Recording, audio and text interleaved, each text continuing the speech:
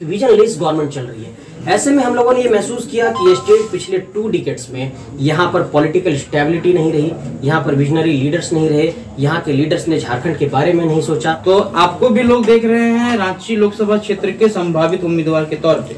फिर मत बोल दीजिएगा कि पार्टी नहीं बोला है तो काहे आप बोल रहे हैं। तो कैसे आप मुकाबला कीजिएगा इन लोगों का? इतना सारा पैसा लेकर लोग चुनाव में उतरेगा और आप लोग जो है खाली हाथ कैसे मुकाबला कर लीजिएगा? What parameters do you want to follow to select a particular person who can contest election in Ramgarh constituency? क्या कैसे आप सिलेक्ट करेंगे? जातीय राजनीति एक बहुत बड़ा कह सकते हैं कि एक बीटर ट्रूथ है, कड़वा सच है।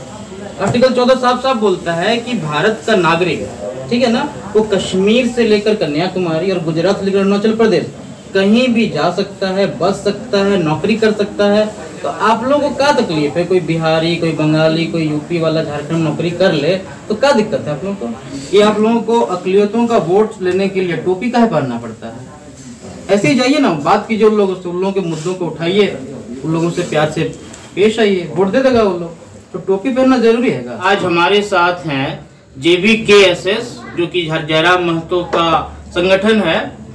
तो JBKSS के 2 बड़े चेहरे, 2 ऐसे चेहरे जिन्हें मीडिया में बहुत ज्यादा देखा जाता रहा है, मेन स्ट्रीम मीडिया में भले कम पर सोशल मीडिया में बहुत ज्यादा, और ये चर्चित रहते हैं अपने भाषणों को लेकर। तो संजय भैया जी, बहुत बहुत स्वागत है आपका हमारे चैनल द न्यूज राइट में। द न्यूज राइट के तमाम दर्शकों को, तमाम झारखंड वासियों को, सबको झारखंडी जो है, क्रांतिकारी जो है।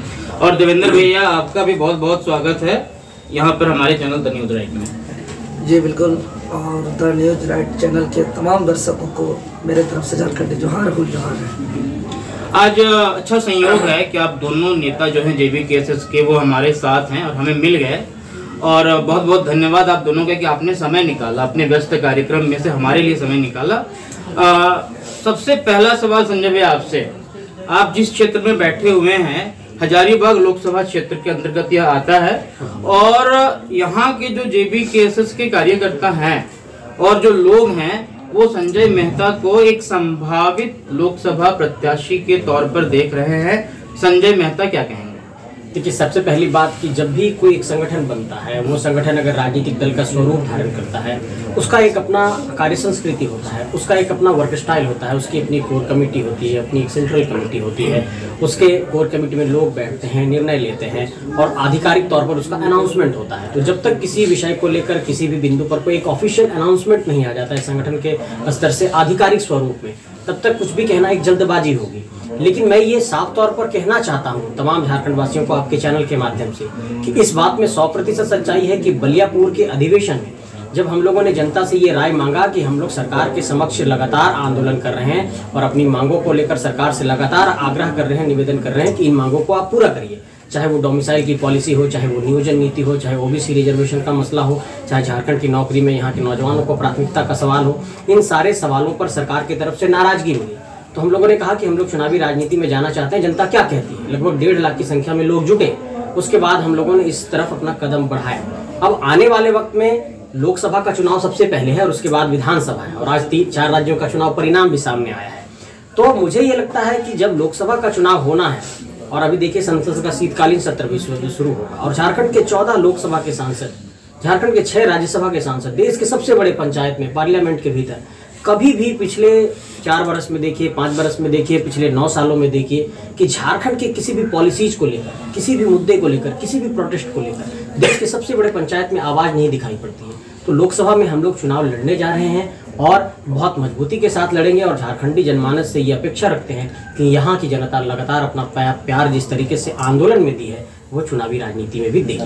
बहुत संक्षेप में संजय मेहता जी अपना परिचय जरा दे दे हजारीबाग लोकसभा क्षेत्र की जनता को, विशेष करके क्योंकि संभावना तो है कि आप प्रत्याशी होंगे, तो तनी लोग जान ले कि संजय मेहता है कौन। नहीं, मैं एक साधारण परिवार का एक बच्चा हूँ, एक झारखंडी नौजवान हूँ, एक झारखंडी लड़का हूँ। मेरी पढ़ाई मास कम्युनिकेशन में ग्रेजुएशन हुई है, फिर मास्को में मैंने PG किया है, फिर मैंने LLB किया है, फिर मैंने LLM किया है, और इससे पहले मैं जॉब करता था इंडियन पॉलिटिकल एक्शन कमेटी में, जो प्रशांत किशोर की कंपनी थी, और उसके बाद फिर मैंने अपने जॉब को रिजाइन दे करके फिर मैंने झारखंड किसान आंदोलन को ज्वाइन किया है और झारखंड में किसान आंदोलन को आगे बढ़ा रहा है। तो प्रशांत किशोर जी बिहार में घूम रहे हैं, स्वराज यात्रा कर रहे हैं, तो उसी से इंस्पायर हो गए आप? नहीं, उससे इंस्पायर नहीं हुई। देखिए, झारखंड को एक अलग तरीके के पॉलिटिक्स की, एक लीडरशिप की, एक पॉलिटिकल लीडरशिप की स्किल की ज़रूरत है, क्योंकि इस स्टेट के भीतर जो डाइवर्सिटी है, उस डाइवर्सिटी को ना समझ करके यहाँ के लोगों ने यहाँ के संसाधनों का एक तरीके से दोहन किया। जैसे झारखंड के जो 5 प्रमंडल हैं, चाहे उत्तरी छोटा नागपुर हो, चाहे दक्षिणी हो, चाहे पलामू हो, चाहे कोल्हान हो, चाहे संथाल हो, जो डाइवर्सिटी है यहाँ पर, उसके अकॉर्डिंग कुछ पॉलिसीज बनाने की जरूरत है। जिस बुनियाद पर आप नॉर्थ छोटा नागपुर में पॉलिटिक्स करेंगे, उस बुनियाद पर आप संथाल में नहीं कर सकते हैं। जिस बुनियाद पर आप पलामू में कर सकते हैं, उस बुनियाद पर आप दक्षिण छोटा नागपुर में नहीं कर सकते। तो जो ये डाइवर्सिटी है और जिसके अकॉर्डिंग यहाँ पर पॉलिसीज बनना चाहिए था, जहाँ पर डिस्प्लेसमेंट है वहाँ पर रिहेबिलिटेशन की बात होनी चाहिए थी, रीसेटलमेंट की बात होनी चाहिए थी, जिसकी R&R पॉलिसी की बात करते हैं हम लोग, कहते हैं रिक्रूटमेंट की बात। तो झारखंड में नौकरियों में देखेंगे तो यहाँ पर आप देखिए कि जेटेट की परीक्षा नहीं हुई और सरकार के 30 शिक्षकों की नियुक्ति की प्रक्रिया हम पूरी करेंगे, तो बीएड के इतने लोग कहाँ जाएंगे। तो एक बहुत बड़ा अभाव दिखता है कि एक बहुत बड़े स्तर पर विजन नहीं है, एक विजन लेस गवर्नमेंट चल रही है। ऐसे में हम लोगों ने ये महसूस किया कि ये स्टेट पिछले 2 डिकेड्स में यहाँ पर पॉलिटिकल स्टेबिलिटी नहीं रही, यहाँ पर विजनरी लीडर्स नहीं रहे, यहाँ के लीडर्स ने झारखंड के बारे में नहीं सोचा, यहाँ के लोगों ने झारखंड की बुनियाद को नहीं समझा, झारखंड जिन परिकल्पनाओं के साथ, जिन सपनों के साथ अलग हुआ था, उसके फाउंडेशन को नहीं समझा, और सिर्फ यहाँ पर कोयले की लूट, यहाँ पर अफीम की तस्करी, शराब की तस्करी, माफियागिरी, कैसे अब हमको कोल माइंस लेना है, कैसे अडानी को जमीन देना है, कैसे यहाँ पर आयरन ओर का माइंस खोलना है, सिर्फ इन्हीं चीजों पर लोगों की प्राथमिकताएं। यानी एक मिनट, आप बोल रहे हैं झारखंड के मूल मुद्दों पर कोई काम नहीं हुआ? जी बिल्कुल नहीं, है ना। अच्छा, ये भैया आप बताइए, है ना, आपका क्षेत्र है रांची लोकसभा क्षेत्र में आपका घर द्वार है, तो आपको भी लोग देख रहे हैं रांची लोकसभा क्षेत्र के संभावित उम्मीदवार के तौर पे। JBKSS के कार्यकर्ता भी हमें बोलते हैं कि हमारे जो भैया हैं वही हमारे प्रत्याशी होंगे। आप कैसे उसको देखते हैं? जी, तेरी मत बोल दीजिएगा कि पार्टी नहीं बोला है तो काहे आप बोल रहे हैं? नहीं, बिल्कुल जो सच्चाई है उसको तो कहना पड़ेगा, और बार बार कहते रहते हैं, और अभी फिर हम दोहराएंगे उस बात को। चूँकि हम लोग का संगठन पूरी तरह लोकतांत्रिक तरीके से चल रहा है, बाकी पार्टी की तरह टेबल के नीचे से या बंद कमरे में बात होकर के टिकट तय करके अपने आप में गुड़चूरा करने का चीज़ नहीं है।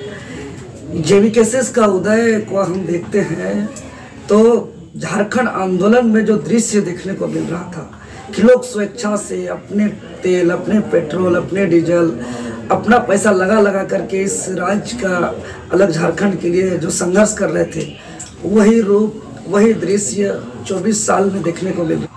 हम लोग का मंशा जब स्टार्टिंग के लिए आए थे तो कभी नहीं रहा था कि हम विधायक और सांसद की चुनाव लड़ेंगे। हम लोग का एक ही मंशा था कि राज्य का जो संसाधन साधन है, यहाँ का हित में पॉलिसी मिले, लोगों का पहचान मिले, झारखंड का खतियान आधारित स्थानीय नीति, नियोजन नीति लागू हो। और हम लोग आंदोलन किए, JPSC JSSC से शुरुआत किए, उसके बाद मानव श्रृंखला हुआ, फिर जयराम जी का जगह जगह सभा के माध्यम से सरकार को आईना दिखाने का काम किए, फिर ऐतिहासिक आंदोलन, ट्विटर कैंपेन, मुख्यमंत्री आवास घेराव, विधानसभा घेराव, इतना तक कि एक बार नहीं 2 बार झारखंड का ऐतिहासिक बंद हुआ। इतना ही नहीं, यहाँ के पक्ष विपक्ष मिला करके 72 विधायकों ने लिखित रूप से सील सिग्नेचर के साथ हमें समर्थन दिया।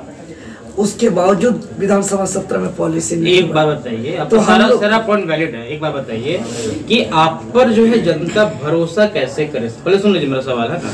अभी आप PGT का एग्जाम लेके आए हैं एग्जाम देके, आपका रिजल्ट निकल जाएगा, आप ज्वाइन कर लीजिएगा झारखंड सरकार का जो नौकरी है उसको, तो कैसे भरोसा करें कि ये आदमी जो है वो हमारा प्रतिनिधि बनने के योग्य है?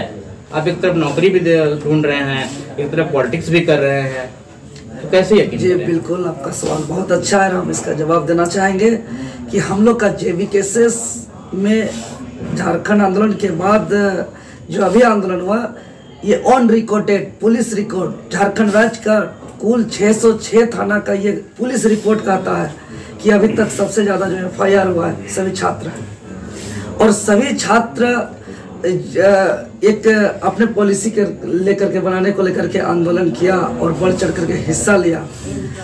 और हम लोग एक छात्र हैं, जयराम जी भी एक छात्र हैं, सभी को एक छात्र हैं। और हम लोग जो 60-40 नए चलते जो आंदोलन किए, और उसी के तहत जो है कि परीक्षा लिया गया। परीक्षा से पूर्व पेपर लीक हम लोग ने कुछ दिन पहले राजभवन का भी प्रदर्शन किया। तो हम लोग एक सिस्टम को सुधारने के लिए है।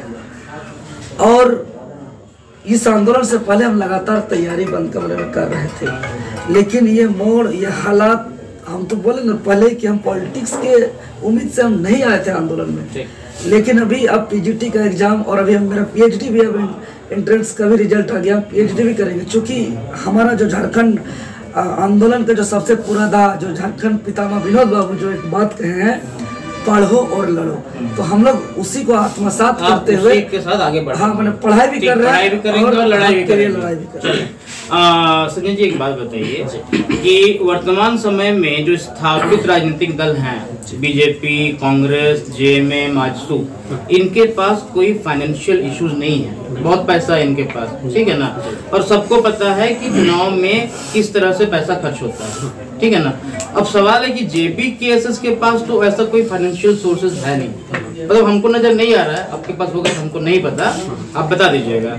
तो कैसे आप मुकाबला कीजिएगा इन लोगों का? इतना सारा पैसा लेकर लोग चुनाव में उतरेगा और आप लोग जो है खाली हाथ कैसे मुकाबला कर लीजिएगा? देखिए, इसको ऐसे समझने की जरूरत है कि जब तक आप इस बात को नहीं समझेंगे कि politics is all about ideology, आपकी विचारधारा क्या है, इसकी बुनियाद पर ही ये पॉलिटिक्स जीवंत रहता है। दूसरी बात कि आप पॉलिटिक्स में क्या नैरेटिव सेट करते हैं जनता के बीच, और हम लोगों ने ये नैरेटिव सेट किया है कि ये जो झारखंडी नौजवान हैं, जो पढ़ने के साथ लड़ने का जिन्होंने बीड़ा उठाया है, वो सीधे तौर पर एक ही बात कह रहे हैं, बिल्कुल एकदम स्ट्रेट फॉरवर्ड तरीके से मैं कहना चाहता हूं कि 15 नवंबर 2000 की तारीख को भारत के मानचित्र पर अगर एक नया राज्य अस्तित्व के तौर पर आया, साउथ बिहार का एक इलाका कट करके एक नया स्टेट बना, तो अगर इस देश के भीतर हर स्टेट की अपनी एक आइडेंटिटी है, तो वो आइडेंटिटी झारखंड को भी मिलना चाहिए। और उस आइडेंटिटी के साथ यहाँ के जो रहने वाले लोग हैं, यहाँ के जो वैसे लोग जो स्थानीय हैं, जो खतियानधारी हैं, उनको यहाँ पर के नौकरी में प्राथमिकता के आधार पर स्थान मिले, ये बात हम लोग कह रहे हैं। आपका सवाल है कि इन स्थापित राजनीतिक दलों से कैसे लड़ेंगे, ये बात पिछले 2 सालों में हम लोगों ने बिल्कुल प्रूफ करके दिखाया है कि सिर्फ विचारधारा के बुनियाद पर एक बहुत बड़ी प्रोटेस्ट को 21वीं सदी के दौर में भी खड़ा किया जा सकता है और एक राजनीतिक चेतना लाई जा सकती है। और इस राजनीतिक चेतना को हम लोगों ने झारखंड के भीतर जागृत किया और 24 जिलों के भीतर, 5 प्रमंडलों के भीतर, 4345 पंचायतों के भीतर, और आप देखेंगे कि 32,623 गांवों के भीतर ये आइडियोलॉजी पहुंची है, ये विचारधारा पहुंची है। और आज जब हम लोग गोला पहुंचे हैं, तो गोला में एक छोटी सी पंचायत कमेटी का विस्तार होना था। एक पंचायत की आबादी 5-7 हजार की होती है, वहां पर लगभग 2-3 हजार की संख्या में लोग पहुंचे। आज राजनीतिक दल जब सभा कर रहे हैं, तो वो पैसे की बुनियाद पर 5,000-2,000 की भीड़ जुटा रहे हैं, लेकिन हम लोगों की जब पंचायत कमेटियों का विस्तार हो रहा है, तो वहां पर लोग अपना तेल लगा रहे हैं, अपना हम लोगों को भोजन करा रहे हैं, अपने संसाधनों से संगठन को आगे बढ़ा रहे हैं। तो ये जो डेडिकेशन है और ये जो समर्पण है झारखंड के लोगों का, ये साफ तौर पर एक इंडिकेटर है, एक संकेत है कि झारखंड में एक बहुत बड़ा राजनीतिक परिवर्तन होने जा रहा है, और ये राजनीतिक परिवर्तन वैचारिक बुनियाद पर होने जा रहा है। आपको एक बात बताइए, आपको लग रहा है कि जन आंदोलन आप लोग खड़ा किए हैं, वो जन आंदोलन चुनावी राजनीति में भी आपको फायदा पहुंचाएगा? देखिए, मेरा सवाल सुन लीजिए पूरा, ठीक है। पूर्वी उत्तर प्रदेश में बड़े बड़े किसान नेता हुए, अभी जो राकेश टिकैत जी, नरेश टिकैत जी हैं, इनके जो पापा थे बहुत बड़े नेता थे, और उनकी सभाओं में हजारों लोगों की भीड़ उमड़ती थी। लेकिन जब यही लोग चुनाव में खड़े होते हैं, तो इन्हें 10,000, 20,000, 30,000 वोट मिलता है, कहीं कहीं इनकी जमानत जब्त हो जाती है, ठीक है ना। तो जो जन आंदोलन से उभरे हुए नेता हैं, वो चुनावी राजनीति में उतने सफल नहीं हो पाते हैं। तो आपको ऐसा नहीं लगता कि जो लोग आपको सुनने के लिए आ रहा है, जो भीड़ आप देख रहे हैं कि हजारों आदमी आ रहा है, वो लोग आपको वोट देगा? ऐसा लग रहा है आपको? देखिए, इस बात को ऐसे समझने की जरूरत है कि जब आप चुनावी राजनीति में कदम रखते हैं, तो जनता इस बात पर आपको जज करती है कि आपके मुद्दे क्या हैं और उसको लेकर के आपके अंदर कितनी कर्मठता है, आप कितने प्रतिबद्ध हैं। और ये बात हम लोगों ने साफ तौर पर साबित कराया कि चुनावी राजनीति में आना हम शौकिया तौर पर नहीं आ रहे थे। हम लोगों ने सरकार से बार बार ये कहा कि हमारी डिमांड को आप पूरी करें, अगर आप नहीं करेंगे तो हम आपके साथ फिर चुनावी मैदान में 2-2 हाथ करेंगे। अब झारखंड के लोग भी ये इस बात को समझ रहे हैं कि अगर झारखंड के राजनीति में पिछले 2 दशक के दौर में एक ऐसी परिपाटी रही है कि यहाँ पर सिर्फ माफिया किस्म के लोग, गुंडे किस्म के लोग, करोड़पति लोग, पूंजीपति लोग राजनीति में स्थापित होते रहे हैं, ऐसे में अगर कुछ नौजवान ऐसी कोई एक पहल कर रहे हैं जहाँ पर एक विकल्प देने की कोशिश कर रहे हैं, तो उसका स्वागत किया जाना चाहिए। और आज आप देखिए कि झारखंड के किसी भी इलाके में हम लोग जा रहे हैं, तो जनता साफ तौर पर ये कह रही है कि आप लोग सिर्फ कैंडिडेट के सिलेक्शन में ईमानदारी बरतिएगा, उसके बाद जनता वोट देने का काम करेगी। आपकी इसी बात से एक सवाल सुन लीजिए, ठीक है ना। कैंडिडेट्स का सिलेक्शन, ठीक है ना, आपका पैरामीटर क्या है? एक कैंडिडेट को आप सिलेक्ट कीजिएगा, मान लीजिए रामगढ़ से विधानसभा के लिए आपको टिकट देना है, What parameters do you want to follow to select a particular person who can contest election in Ramgarh constituency? क्या कैसे आप सिलेक्ट करेंगे? मैं बता रहा हूँ, देखिए इसकी पहली प्रायोरिटी ये है कि अगर झारखंड के भीतर कोई नौजवान ये इच्छा रखता है कि वो चुनाव को लड़ना चाहता है, तो हम लोगों ने ये कहा है कि इस आंदोलन के दौरान जिन लोगों ने संघर्ष किया है, जिन लोगों ने मेहनत किया, जिन लोगों ने अपना समर्पित भाव दिखाया, झारखंड को बचाने का एक संकल्प लिया है, वो हमारी पहली सूची में होंगे, प्राथमिकता सूची में होंगे और उन्हीं नामों से हम लोग कुछ नामों पर विचार करेंगे। ऐसे कोई नौजवान जो पढ़े लिखे हैं या फिर जो गाँव घर में सेवा का भाव रखते हैं, जो चाहते हैं कि झारखंड में हम बदलाव करना चाहते हैं, उनका संगठन स्वागत करता है। लेकिन हम लोगों के पास अपना एक रिव्यू पैनल है, हम लोग उसका स्क्रूटनी करेंगे, हम लोग उसको देखेंगे, परखेंगे, जानेंगे, समझेंगे और उस बुनियाद पर झारखंड के लिए कौन कितना समर्पित हो सकता है, झारखंड को कौन अपना समर्पण भाव से सेवा दे सकता है, किसमें कितनी ईमानदारी है, कौन अगर किसी जगह पर पहुंचता है तो क्या वो स्टैब्लिश रहेगा कि नहीं, उसमें स्टेबिलिटी रहेगी कि नहीं, उन सारी चीजों को परख करके हम लोग आगे